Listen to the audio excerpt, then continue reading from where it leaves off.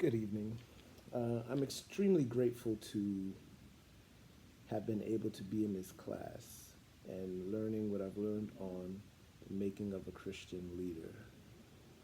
For our week 7 assignment, I had the privilege of interviewing the Archbishop George Malachi Shorts from the Pilgrim Assemblies International. And this is very monumental, at least for me it is, because of Pilgrim's storied history here in New York City. Pilgrim had its start here by the Archbishop Roy Brown, who, to a lot of senior elders and other pastors, was known as the pastor of New York City. Nothing happened without Archbishop Brown knowing, and he was also one of the founders of the Joint College of Pentecostal Bishops. So he was a very, very central leadership piece in not just Pilgrim, but you know, overall within the Pentecostal and Apostolic charismatic circles. Archbishop Roy Brown was instrumental in setting up a place where bishops could come, get trained, get taught, pastors and other leaders could come and receive training. And it spoke to the kind of leader that, Bishop Shorts is. And, one of the things that he truly embodied was leadership, not necessarily being a position. He was a leader before he was given a position, but he had influence. And throughout that influence, he used it wisely to build his credibility. And, credibility can be earned or it can be lost. And, just learning how his leadership was seen in the 5 practices detailed by Cruzes and Posner. I was blown away in the interview. I had to cut the paper short, but I was blown away in the interview by just the wisdom and the journey of leadership that he had, from just being a regular member to then being an elder, being a bishop, and then being an archbishop. And you see how all of those different forms of leadership, how he was able to grow, and the things that he also admitted he needed to work on as a leader. From then, he understood the power of modeling the way. One of the things he has said, that Archbishop Brown required them to be models of everything that they do. They were to be the first examples to the people, whether it was praising God, whether it was, the life they were living. They were called to be examples first in how they modeled the way. And, that is one way that your credibility is built, when people can see you living what you're speaking, living what you're proclaiming. That is one way that your credibility is built.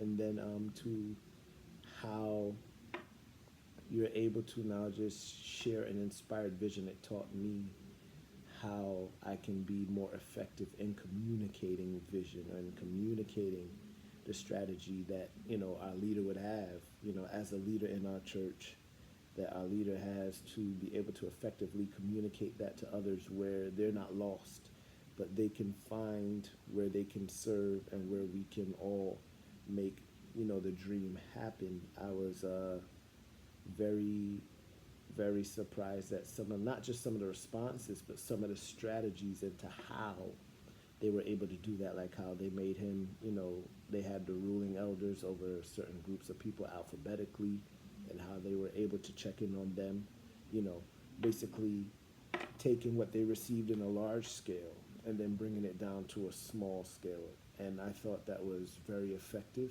something that I could possibly use, in my leadership.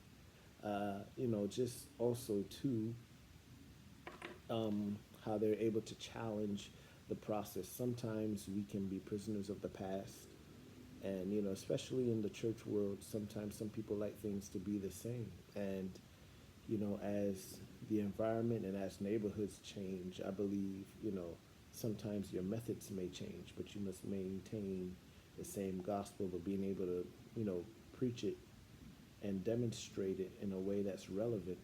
And one of the things that even as a senior member or a senior father in our city, how he would echo how he still likes to remain relevant, and to see how youth still flock to him and younger ministers, still flock to Pilgrim, is a testament of how they're able to listen, how they're able to communicate, and how they're able to bridge old and new without sounding too traditional or too old, but they're able to do that, to encourage people to action and encourage the heart.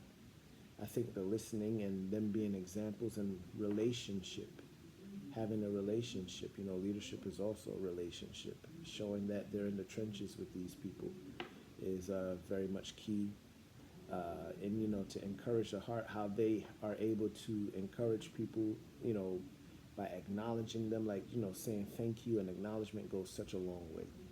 And I've learned so much from them as far as that goes. I've also kind of learned not what not to do, and how to, remain as the leader and not to joke around and be so common, and also to how to better clarify what it is that we're communicating, and making sure that we're clear in our communication. You want to be clear, not leave any room for any outside interpretation.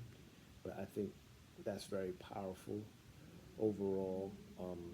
I thank God for that interview, and I thank God for the new connection I have with that man of God, because he has so much wisdom. And I'm thankful that, I was able to interview this giant in this capacity, to show that, leadership is possible no matter what stage you're in.